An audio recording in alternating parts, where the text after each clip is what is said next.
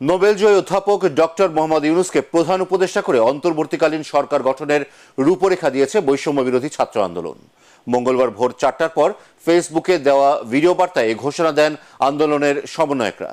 Video বার্তায় সমন্বয়ক নাহিদ ইসলাম বলেন, অন্তর্বর্তীকালীন সরকার গঠনের রূপরেখা দিতে আমরা 24 ঘন্টা সময় নিয়েছিলাম, কিন্তু জরুরি পরিস্থিতি বিবেচনায় এখনই রূপরেখা ঘোষণা করছি। আমরা সিদ্ধান্ত নিয়েছি ডক্টর মোহাম্মদ ইউনূসকে প্রধান উপদেষ্টা করে ছাত্র নাগরিক অভ্যুত্থানের অন্তর্বর্তীকালীন সরকার গঠন করা হবে। তার সঙ্গে আমাদের কথা হয়েছে, তিনি দায়িত্ব নিতে সম্মত হয়েছেন। অন্তর্বর্তীকালীন সরকারের বাকি সদস্যদের নামও সকালের মধ্যে ঘোষণা করা হবে বলে জানান নাহিদ। এছাড়া আজ সকালের মধ্যে সরকার গঠনের প্রক্রিয়া শুরু করার তাগিদ দেন তিনি। প্রিয় মুক্তিকামী ছাত্র জনতা, আমরা দেখতে পাচ্ছি যে আমাদের এই অভ্যুত্থান এবং বিপ্লবের পরেই দেশে অরাজকতা নাশকতা করছে ফ্যাসিস্ট এবং তাদের দোসররা। আমরা দেখতে পাচ্ছি যে বিভিন্ন জায়গায় এখন গোলাগুলি চলছে, মন্দিরে হামলা হচ্ছে এবং নাশকতা ও লুটপাট করছে। আমরা মনে করি আমাদের যে ছাত্র নাগরিকদের অভ্যুত্থান তাকে নস্যাৎ করার জন্যই পরিকল্পিতভাবে এই ধরনের ঘটনা হচ্ছে।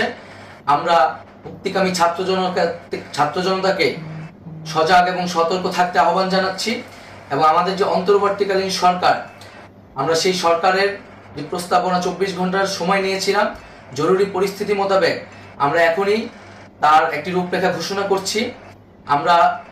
আমরা সিদ্ধান্ত নিয়েছি যে সর্বজন গ্রহণযোগ্য আন্তর্জাতিক খ্যাতিসম্পন্ন নোবেল পুরস্কার বিজয়ী ডক্টর মোহাম্মদ ইউনূসকে প্রধান উপদেষ্টা করে অন্তর্বর্তীকালীন সরকার গঠন করা হবে এবং ডক্টর মোহাম্মদ ইউনূসের সাথেও আমাদের কথা হয়েছে, তিনি ছাত্র জনতার আহ্বানে বাংলাদেশকে রক্ষা করতে এই গুরু দায়িত্ব নিতে সম্মত হয়েছে। আমরা সকালের মধ্যেই আমরা এই সরকার গঠনের প্রক্রিয়া দেখতে চাই। রাষ্ট্রপতির কাছে আহ্বান থাকবে যে দ্রুত সময়ের মধ্যে ডক্টর মোহাম্মদ ইউনূসকে প্রধান উপদেষ্টা করে অন্তর্বর্তীকালীন সরকার গঠন করা হোক এবং এই অন্তর্বর্তীকালীন সরকারের বাকি সদস্যদের নামও আমরা সকালের মধ্যে ঘোষণা করব।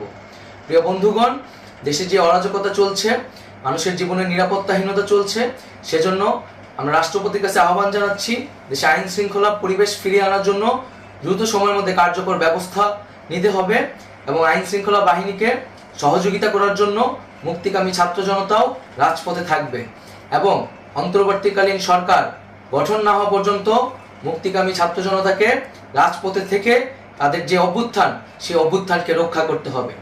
প্রিয় বন্ধুগণ, আমরা রক্ত দিয়েছি, শহীদ হয়েছি, আমাদের যেই প্রতিশ্রুতি একটি নতুন বাংলাদেশ গঠন করার জন্য, সেটিকে আমাদের অবশ্যই বাস্তবায়ন করতে হবে এবং অবশ্যই ছাত্র জনতার প্রস্তাবিত সরকার বাদে কোনো ধরনের সরকার কিন্তু মেনে নেওয়া হবে না।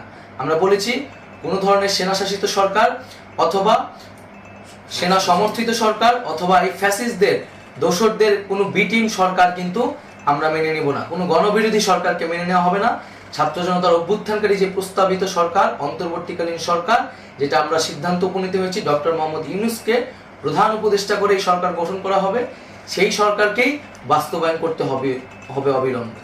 আগামীকাল সকাল থেকে সকলকে আহ্বান জানাচ্ছি রাজপথে থাকার জন্য এবং আমাদের যেই সাম্প্রদায়িক সম্প্রীতি এবং রাষ্ট্রীয় সম্পদ রক্ষা কমিটির ঘোষণা হয়েছে বৈষম্যবিরোধী ছাত্র আন্দোলনের নেতৃত্বে, সকল পাড়ায় পাড়ায় এলাকায় এলাকায় সেই কমিটি পাহারায় থাকবে। আমাদের সংখ্যালঘু কমিউনিটিকে আমাদের রক্ষা করতে হবে, রাষ্ট্রীয় সম্পদ এবং এই দেশকে রক্ষা করতে হবে আমাদের।